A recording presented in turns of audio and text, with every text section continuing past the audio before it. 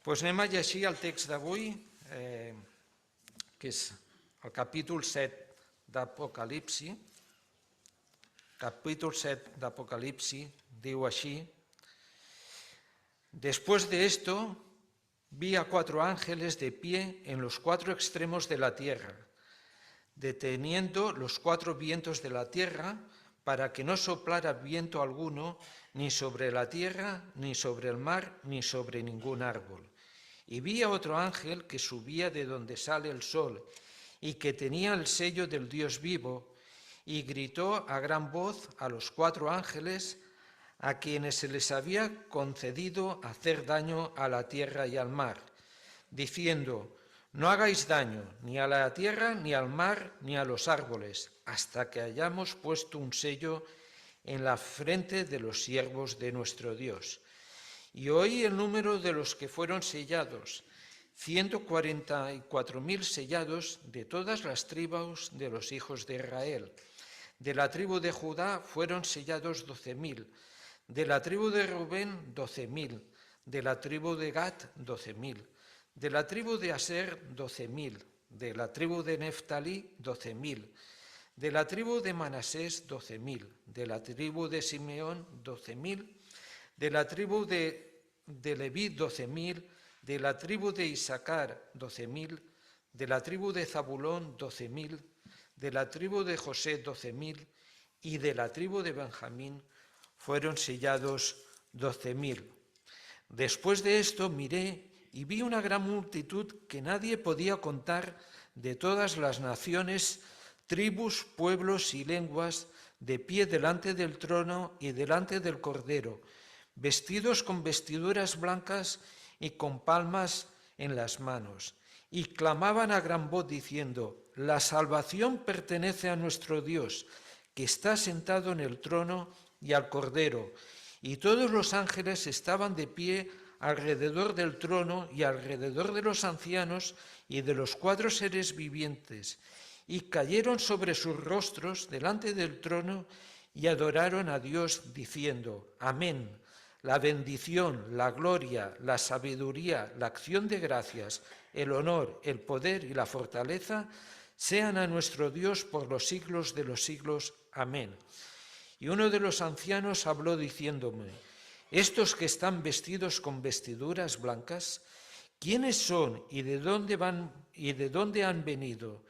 Y yo le respondí: Señor mío, tú lo sabes. Y él me dijo: estos son los que vienen de la gran tribulación y han lavado sus vestiduras y las han emblanquecido en la sangre del Cordero. Por eso están delante del trono de Dios y le sirven día y noche en su templo. Y el que está sentado en el trono extenderá su tabernáculo sobre ellos. Ya no tendrán hambre, ni sed, ni el sol los abatirá, ni calor alguno, pues el Cordero en medio del trono los pastoreará, los guiará a manantiales de aguas de vidas, y Dios enjugará toda lágrima de sus ojos. Pues el nostre pastor Francisco Mira tindrà l'exposició d'aquest text sota el títol Visiones de Seguridad y Salvación.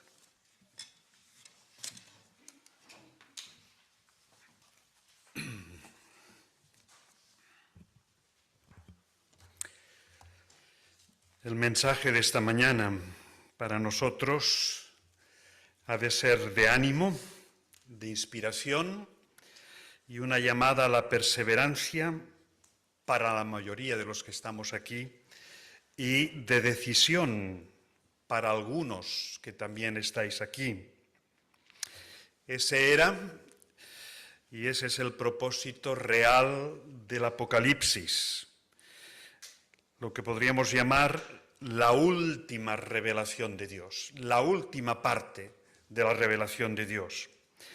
El mismo libro se encarga al final de los 22 capítulos de dejar muy claro que nadie añada y nadie quite nada.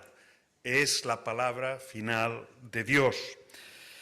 Así que no debemos ni temer, ni creer que este es un libro difícil. Sí que es complicado en algunos aspectos, pero no es un libro, podríamos decir, inexplicable para la mayoría. No es un libro solo para los teólogos.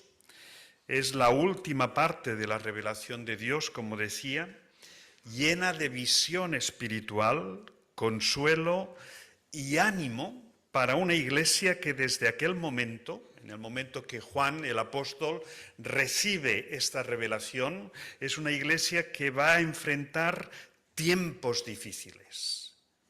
Pero tiempos difíciles que no solo vivieron los cristianos en los primeros siglos, sino también en la Edad Media, durante el Renacimiento, durante la Ilustración, durante la modernidad y hasta nuestros días. La Iglesia siempre ha estado en conflicto. Y la finalidad de este libro, el último libro de la Biblia, es traer consuelo, ánimo, afirmación, seguridad. Así que, aunque es un libro que en algunos aspectos puede parecernos complejo, debemos tener muy clara esa perspectiva. Apocalipsis tiene que ver, por ejemplo, con cuestiones como las siguientes. ¿Qué poderes mueven el mundo? Un mundo que es de Dios, un mundo que también, al menos supuestamente, Él ejerce como príncipe de este mundo, el diablo, y también nuestro mundo. Así que tenemos el mundo de Dios, el mundo donde está muy activo el príncipe de este mundo, y también es nuestro mundo. ¿Qué poderes mueven este mundo? ¿Qué actitud ha de tener el creyente frente a estas realidades? Frente al poder político, al poder económico, al ideológico, al religioso, al cultural y a quienes estos poderes pretenden seducir. ¿Qué actitud debemos tener como iglesia, como creyentes? ¿Qué espera el Señor de nosotros en medio de un panorama siempre cambiante y conflictivo? Esto es lo que nos toca vivir. ¿Dónde reside nuestra seguridad como creyentes? Dios nos ayuda a responder a estas y otras cuestiones en un libro como Apocalipsis, que nos da una perspectiva profunda de la realidad, de la existencia de estos auténticos poderes en el mundo y afianza nuestra confianza en el señorío de Cristo y en su obra, dándonos seguridad y una clara esperanza de vida eterna. El domingo pasado tuvimos una exposición, estudio, de una postura teológica definida de todo lo que tiene que ver con las últimas cosas, la escatología, la postura dispensacionalista. Ismael lo preparó muy bien, lo expuso con dificultad de tiempo, porque no teníamos mucho tiempo, pero esta es una de las 4 grandes posturas que hay sobre la interpretación de las últimas cosas. Y decimos esto porque podemos predicar sobre el texto de Apocalipsis sin entrar en tomar una postura determinada de estas 4 que existen.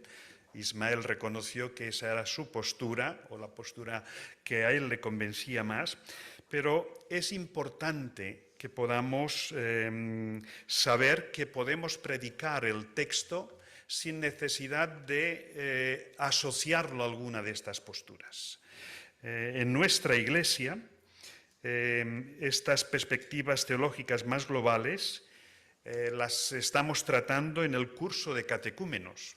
Cada año la última sesión tiene que ver sobre esta cuestión y allí exponemos las 4 grandes posturas. Y en este sentido, si alguno tuviera mucho interés, ya avisaremos cuando toque esta sesión en el mes de abril y os invitamos, haremos una clase de catecúmenos mucho más amplia para poder tener una información al respecto. El texto que tenemos hoy delante, el capítulo 7, forma parte de una sección que va desde el capítulo 6, el capítulo 7 y hasta el versículo 1 del capítulo 8. Como decía Rubén con acierto, los textos bíblicos del libro de Apocalipsis no podemos exprimirlos ni entrar en todos los detalles. ¿Por qué? Pues recordemos que el lenguaje de Apocalipsis es un lenguaje poético. Y es una poesía que tiene un estilo muy marcado, la poesía apocalíptica. ¿Y qué es lo que caracteriza la poesía apocalíptica? Pues le caracteriza que está llena de símbolos y de imágenes. Y esto es lo que a priori nos cuesta muchas veces si no estamos si no vamos entrando en el texto, ahí es donde reside la dificultad.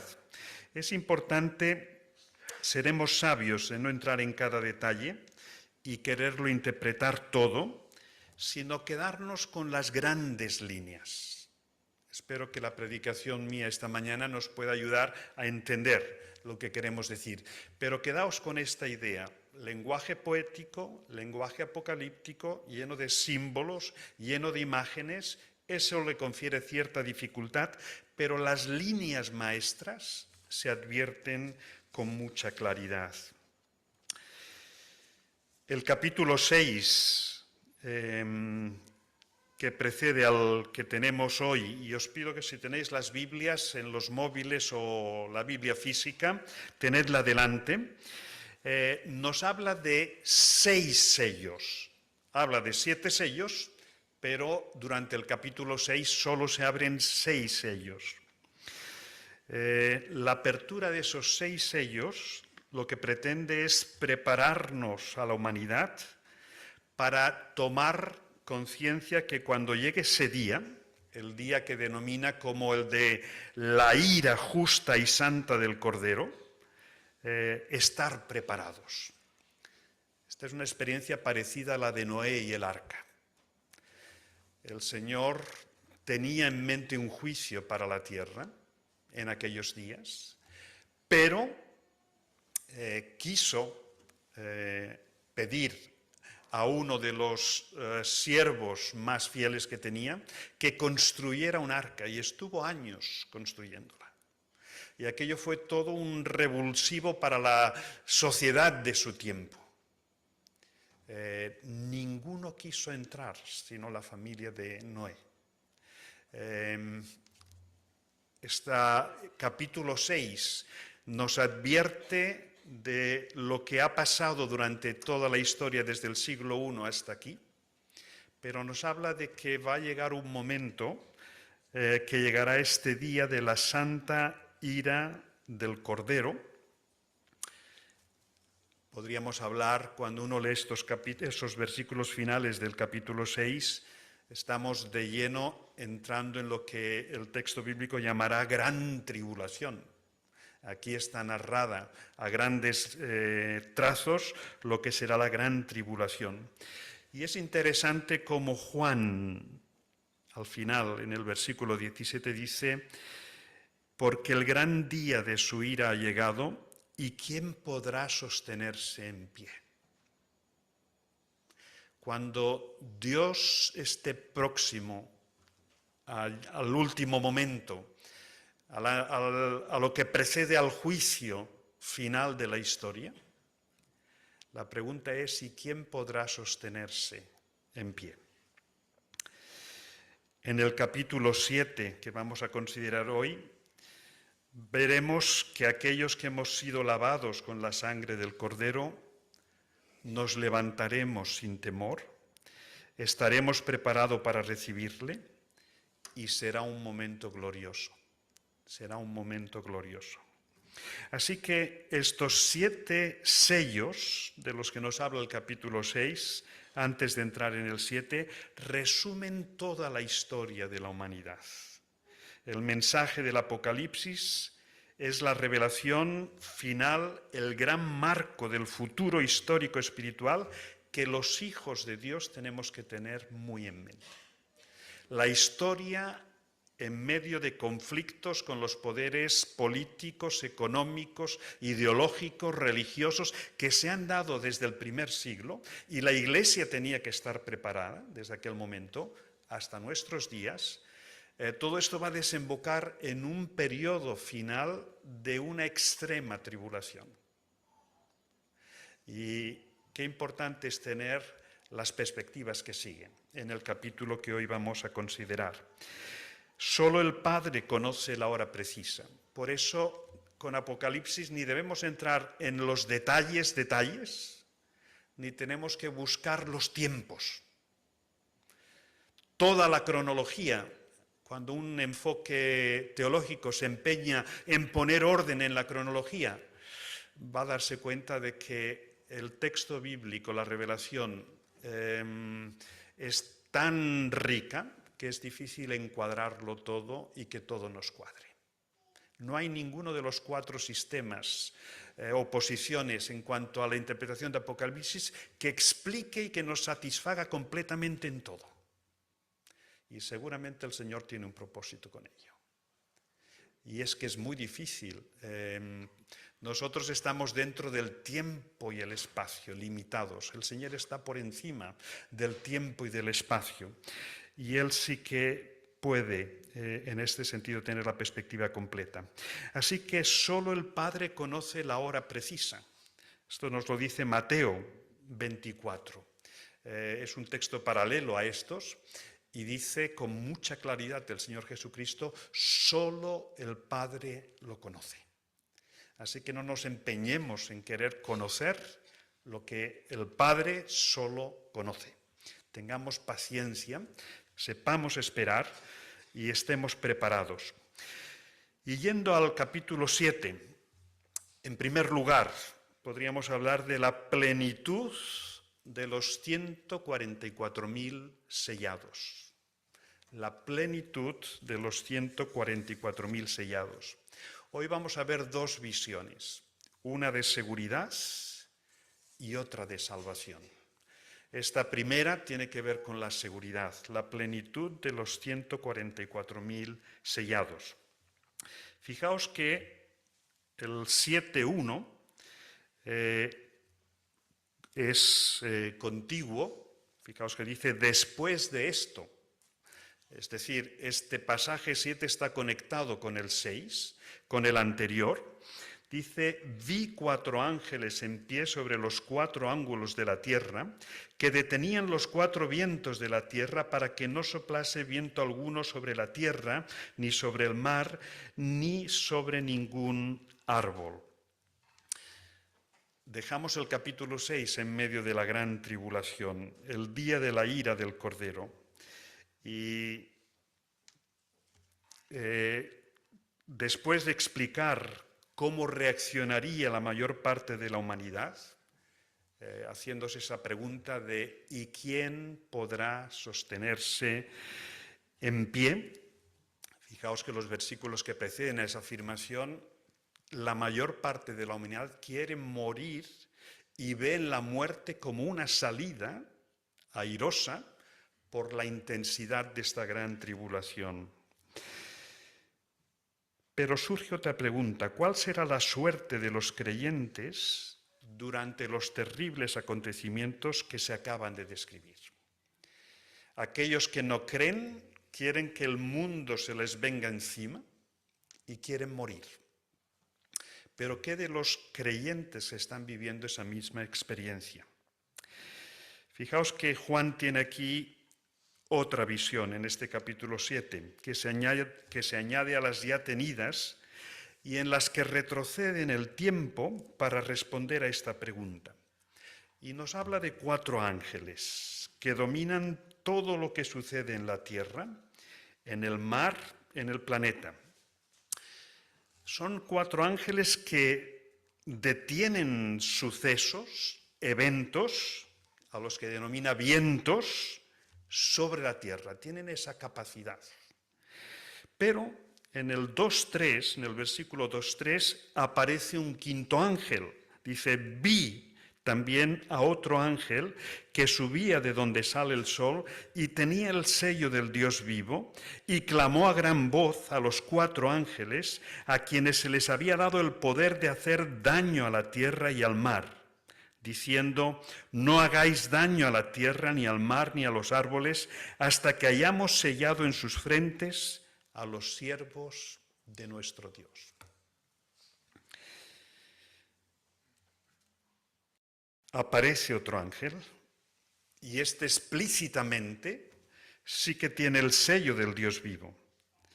Es un ángel de Dios con gran poder, les grita a los 4 anteriores para que se detengan, ya que reconocen que tenía poder, ellos tenían poder para hacer daño a la tierra, y les dice que se detengan porque Dios quiere tener sellados a todos sus hijos, hasta que hayamos sellado en sus frentes a los siervos de nuestro Dios.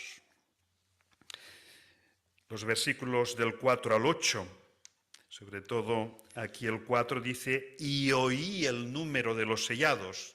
El número no lo pudo ver, pero escuchó. Escuchó la cifra de los 144.000 sellados de todas las tribus de los hijos de Israel. Juan no ve, oye, y es evidente que esta cifra, 144.000, es una cifra simbólica. No es literal, ni puede ser literal.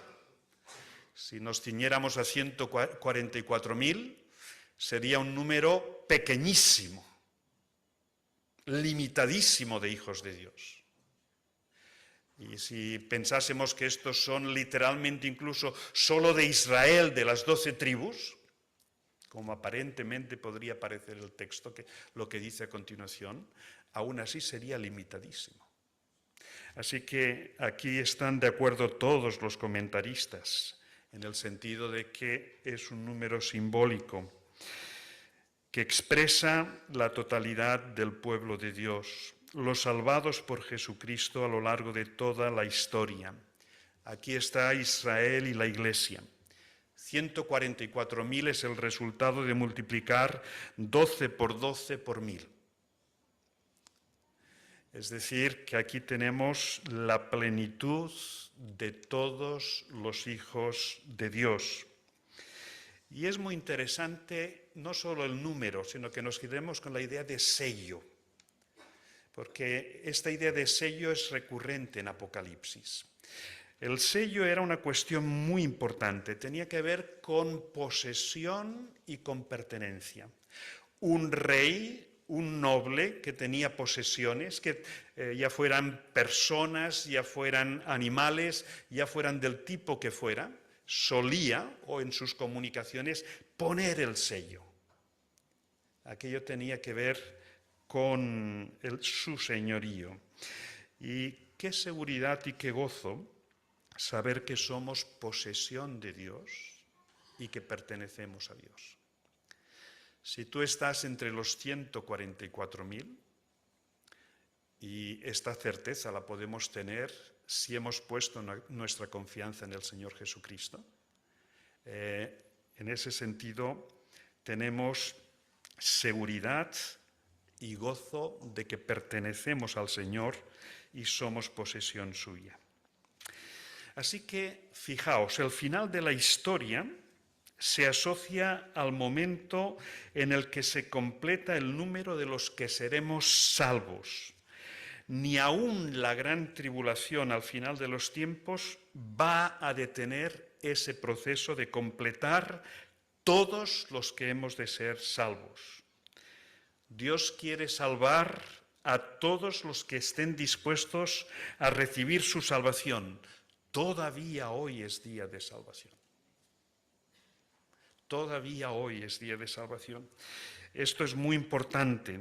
Todos los grandes sucesos y eventos de en la tierra giran en torno a esa acción salvadora de Dios sobre la humanidad. Esa es la clave de la historia. Fijaos que este ángel de Dios pide a los otros 4 que detengan ese proceso de seguir haciendo daño a la tierra, ese avance en la gran tribulación, hasta que sean sellados todos. No cesará la gran tribulación hasta que todos los redimidos hayamos recibido a Cristo. Y en este sentido, ¿qué seguridad? Y por eso debemos preguntarnos, ¿formas parte de esos 144.000? Porque esa es la clave de la historia, en mayúsculas, y de tu historia. Cada uno de nosotros debe buscar, debe prepararse para el encuentro con el Señor, debe estar preparado, y el Señor prolonga la historia, aún en medio de una gran tribulación final, con la finalidad de que todos aquellos que tenemos que estar entre los 144.000, esa plenitud de los creyentes, entremos en ello. Los otros versículos nos hacen una descripción de las tribus, 12.000 de cada tribu. El orden de las tribus no es el cronológico de los hermanos, destaca Judá al principio, esto tiene su lógica, pero la idea de los versículos del 5 hasta el 8 es esa idea de la plenitud de todos los creyentes. Y esto da lugar en la segunda sección. De la plenitud de los 144.000 pasamos al gozo de la gran multitud. Y la gran multitud se nos explica en los versículos del 9 al 17 del capítulo 7. Fijaos que en el 7:9 otra vez dice después de esto, igual que el 7:1 después de esto, queda muy marcada la diferencia, la sección. Ahora Juan no oye, ahora Juan ve, ya no es el oído, ahora es la vista. Dice, después de esto miré y he aquí una gran multitud, la cual nadie podía contar, de todas naciones y tribus y pueblos y lenguas que estaban delante del trono y en la presencia del Cordero, vestidos de ropas blancas y con palmas en las manos. Y clamaban a gran voz diciendo, la salvación pertenece a nuestro Dios que está sentado en el trono y al Cordero.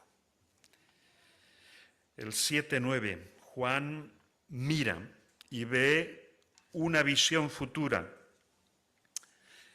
Hemos dicho que la anterior visión, aunque tiene que ver mucho con el oído, los 144.000, mira un poco al pasado, a ese momento final de la historia en el que se ha de completar el número de los sellados.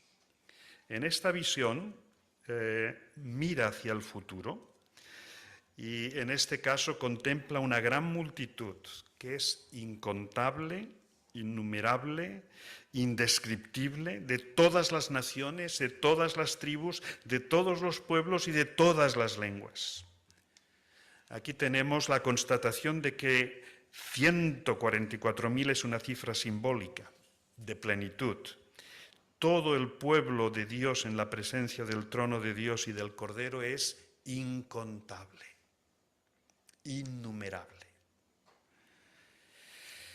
Qué visión y qué promesa tan grandiosa, después de contemplar el resultado de los 6 sellos abiertos, que han producido a lo largo de la historia imperios feroces, injustos, violentos, que no han conseguido pacificar las naciones, que han producido mucha injusticia, esclavitud, muerte, pérdidas de vida, pestes, devastación, persecución y muerte del pueblo de Dios, y que en la etapa final están en medio de una gran tribulación.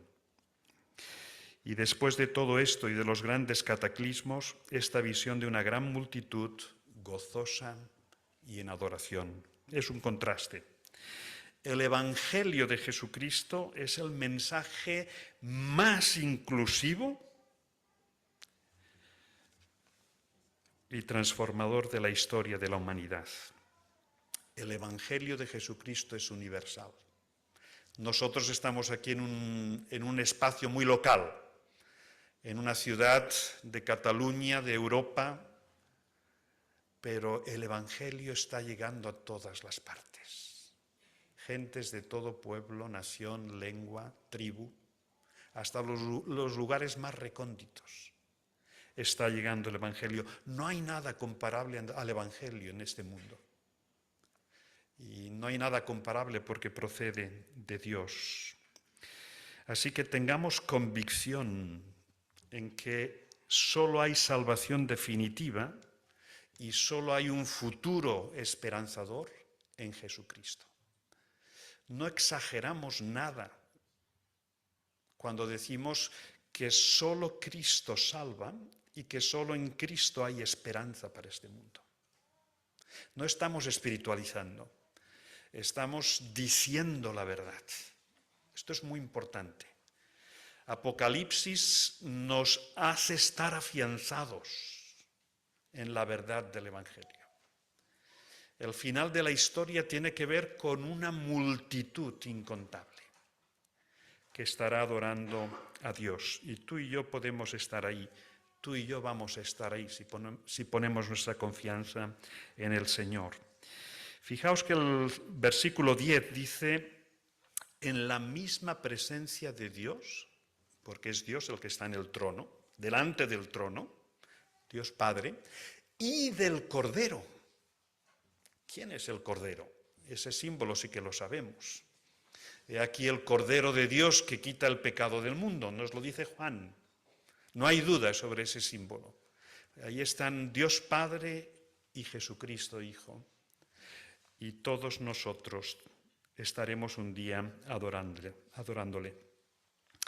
Con ropas blancas o emblanquecidas y con las palmas de la Pascua, de la liberación de la esclavitud, del cambio operado por el Señor en nosotros, entonando un himno de salvación potentísimo, polifónico y armonioso a la vez. Y la letra de este himno es magnífica. La salvación pertenece a nuestro Dios que está sentado en el trono y al Cordero. Esa es la letra resumida de aquel himno. Impresionante. La salvación. Lo más importante que va a suceder en la historia de la humanidad es lo que tiene que ver con la salvación. Con la salvación de la humanidad. Qué importante es tener esta cuestión bien definida. Y la salvación solo pertenece a Dios. El ser humano no puede salvarse a sí mismo. La política no salvará a la humanidad. La economía no salvará a la humanidad. La educación no salvará a la humanidad. Cristo salvará a la humanidad. No obligará a nadie, pero todos los que quieran ser salvados, es Cristo quien tiene la clave. Y por eso dice este himno, la salvación pertenece a nuestro Dios, que está sentado en el trono y al Cordero. Y los versículos 11 y 12 dicen, y todos los ángeles estaban en pie alrededor del trono, y de los ancianos, y de los 4 seres vivientes, y se postraron sobre sus rostros delante del trono y adoraron a Dios. ¿Y cómo adoraron? Fijaos lo que dice en el versículo 12. Amén. La bendición y la gloria y la sabiduría y la acción de gracias y la honra y el poder y la fortaleza sean a nuestro Dios por los siglos de los siglos. Amén. Impresionante. ¿Por qué decimos que esta visión es futura? Porque ahí está lo que Juan ha visto en el capítulo 4. Cuando se le abre aquella ventana del cielo, ¿a qué ve? Un trono, al Padre, al Cordero, a 24 ancianos, a 4 seres vivientes, y todos adorando al que está en el trono. Esto es futuro, esto es el cielo. No solo están todos los hijos de Dios redimidos por Cristo en aquella escena, sino que están todos los ángeles de Dios en pie alrededor del trono, con los 24 ancianos, con los 4 seres vivientes, y todos postrados y adorando a Dios. ¿Hay algo más hermoso, verdadero y significativo que adorar a Dios?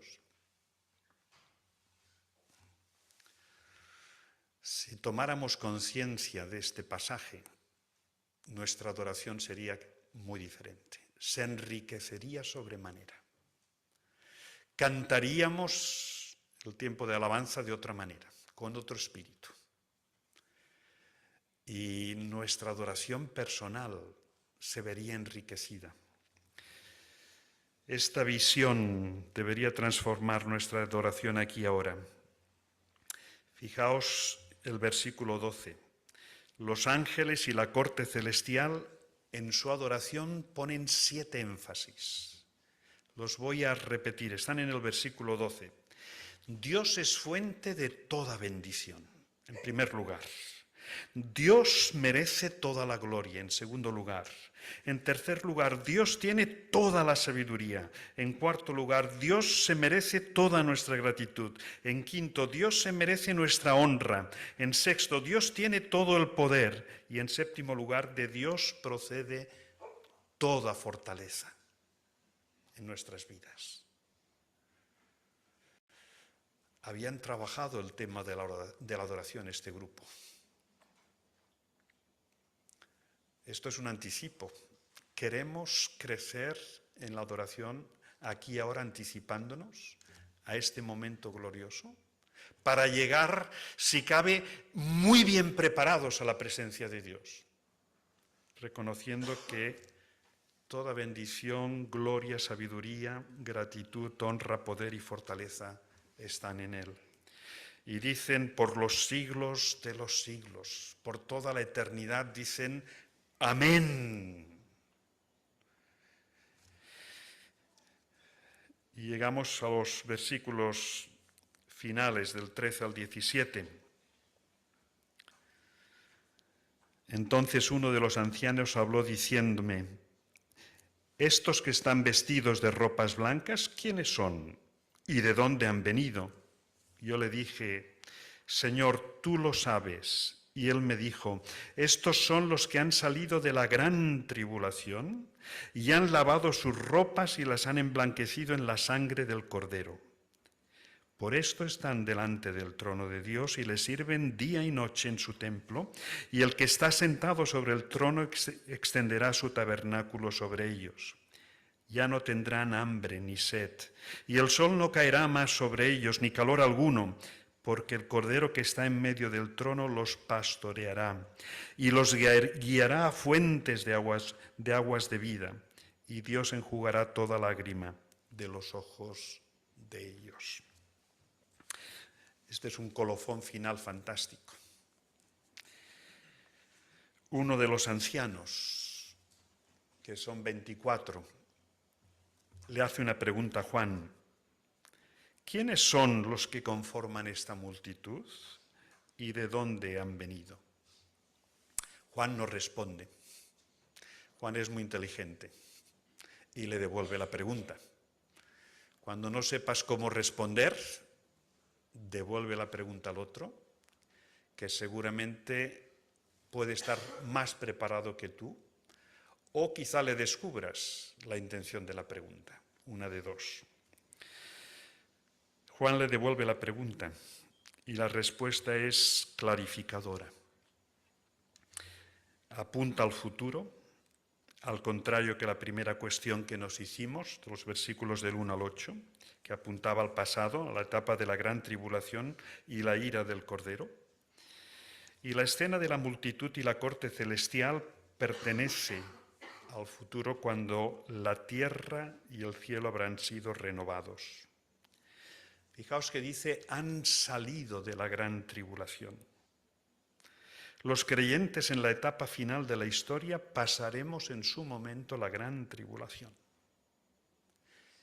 Allí estarán los que han salido, los que han pasado la gran tribulación. No estaremos exentos, no estamos exentos.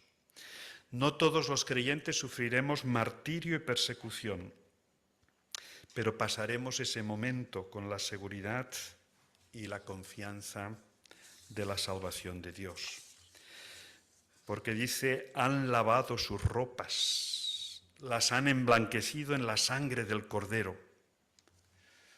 Y el mismo Juan nos dirá en su primera epístola que su sangre nos limpia de todo pecado.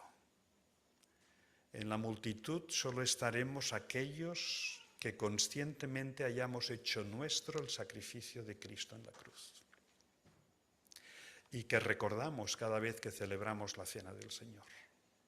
Su sangre fue derramada por mí, por cada uno de nosotros, para conformar esa multitud enorme. La salvación en Cristo es completísima, hermanos. Respecto al pasado, la sangre de Jesucristo nos perdona, nos libera de todo castigo y culpa y nos limpia. Esto es lo que hace cuando aceptamos a Cristo, todo nuestro pasado es perdonado, es limpiado. He aquí, el que cree en Cristo, nueva criatura es, nuevo nacimiento, segunda oportunidad, plena. Qué importante. ¿Cómo afecta la salvación en el presente? Pues nos coloca en una posición envidiable. Justificados pues por la fe, tenemos paz con Dios. El creyente ya en el presente experimenta una vida abundante porque todo su pasado ha sido perdonado y en el presente goza de paz con Dios. Y tener paz con Dios supone tener paz conmigo mismo o empezar un proceso de pacificación interior, sabiendo que Él ha perdonado todo mi pasado, y restablecer todas las relaciones, porque si Cristo me ha perdonado, perdónanos nuestras deudas como nosotros perdonamos a nuestros deudores. El Señor me va a dar un arma poderosísima, el arma de perdonar. Puedo perdonar a todos y todo. Eso es vida abundante. El peso que cargamos, la mochila de injusticia, de maltrato que cada uno de nosotros podemos haber acumulado a lo largo de nuestra vida, cuando encontramos la paz con Dios, menuda salvación. Y ya en el presente empezamos a gustar de esa paz con Dios, paz conmigo mismo, paz con otros, paz con todo lo que Dios ha creado. Pero esta salvación no solo afecta al pasado y al presente, sino al futuro, que es donde estamos situados ahora. Nos capacita para vivir una nueva vida, para estar en la presencia de Dios. Nada que no sea puro entrará en la presencia de Dios. Toda la impureza queda aquí. En la nueva tierra y en el nuevo cielo, solo lo santo podrá entrar, lo que ha sido justificado y santificado, para estar en la presencia de Dios y servirle en justicia, poder disfrutar de su presencia. Los versículos 16 y 17 son preciosos, hermanos. Están claramente anticipando lo que será la vida de los redimidos en los nuevos cielos y nueva tierra. No habrá sufrimiento, no habrá desiertos, porque el Cordero que está en medio del trono los pastoreará. Habéis ratificado pastor por 5 años, pero hay un pastor que es eterno, que está por encima, es el príncipe de los pastores. Y este sí que pastorea de verdad. Este sí que es perfecto. Es el pastor eterno, que nos guiará a fuentes de agua viva, de agua de vida, que enjugará toda lágrima, porque habremos dejado atrás todo rastro y clase de sufrimiento. ¿Hay una visión de futuro más hermosa y más completa que esta? La salvación del Cordero incluye todo esto. Así que han pasado la gran tribulación y han emblanquecido sus ropas en la sangre del Cordero. Y en la sangre del Cordero hay mucho poder. Concluimos.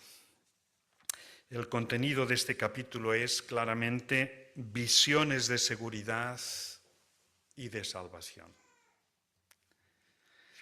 En la primera parte, en los 144.000, Juan ve a la Iglesia en la tierra en medio de todos los sucesos, por difíciles que sean, protegida por el sello de Dios.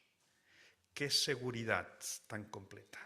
Pertenecer a Dios, ya aquí y ahora. Completando ese número, esa cifra de 144.000. Romanos 8:38 dice: nada ni nadie, ni la muerte ni la vida, nos podrán separar del amor de Dios, que es en Cristo Jesús, Señor nuestro. Esta es la certeza de la Iglesia presente todavía, y de esa Iglesia que pasará la gran tribulación. En la segunda parte vemos la multitud, y ahí Juan ve a la Iglesia en el cielo, y ve una Iglesia triunfante y gloriosa, pura, limpia, como dice la epístola a los Efesios, sin manchas ni arrugas, bien planchaditos, limpios, con ese olor a limpio y que deja la plancha sin arrugas. Apocalipsis nos enseña que lo importante no es la cronología precisa y exacta del futuro hasta que Cristo venga. Eso solo lo conoce el Padre. Lo importante para nosotros es si tenemos la certeza de estar entre los 144.000. Si estaremos en esa multitud maravillosa que adorará a Dios y que no tendrá hambre ni sed y que seguirá siendo pastoreada por el Cordero, sin que el mal y el maligno estén ya en escena, pues habrán desaparecido. ¿Quieres formar parte de los 144.000 y de esa multitud que estará un día en la presencia de Dios? Esta es la pregunta que nos plantea este capítulo 7 de Apocalipsis. Ojalá que esta mañana, hoy domingo, 8 de diciembre del 2024, algunos de los que toméis esa decisión de querer estar en esos dos grupos, los 144.000 y la multitud, que en definitiva es un único grupo. Es una cuestión de tiempo. Ojalá que algunos que todavía no habéis tomado esa decisión, la podáis tomar. Apocalipsis afirma a la Iglesia en la tierra, en el presente, por muy mal que lo esté pasando, por muy atribulada que esté. Pero también tiene un mensaje en el que se nos invita a prepararnos para el encuentro con Dios. Y ojalá que los que estamos escuchando la palabra de Dios domingo tras domingo aquí, y todavía no nos hemos definido, esto tiene que ser entre tú y el Señor, aquí no podemos imponer ni promover nada, pero sí animaros a tomar conciencia de la necesidad de tomar una decisión, porque depende de ti. Cristo ya lo ha hecho todo. Solo te toca recibirlo, hacerlo tuyo y tener la seguridad de que tú eres hijo, hija de Dios.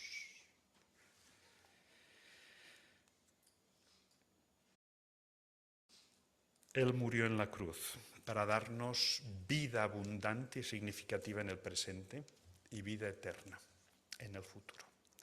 Pues que el Señor nos ayude y que cada uno de nosotros podamos tener cada vez una mayor convicción. Y que, como decía al principio, nos mantengamos tranquilos pese a todo lo que escuchemos, a todo lo que oigamos en las noticias. En el trono está Dios. Él dirige la historia. Él le ha dado al Hijo el tener la última palabra de la historia. El Hijo es el alfa y la omega. Y la última palabra es de Cristo. Y la Iglesia de Cristo está tranquila, segura, porque la salvación que Cristo ha realizado es magnífica, completa. Adorémosle. Que el Señor nos bendiga. Amén.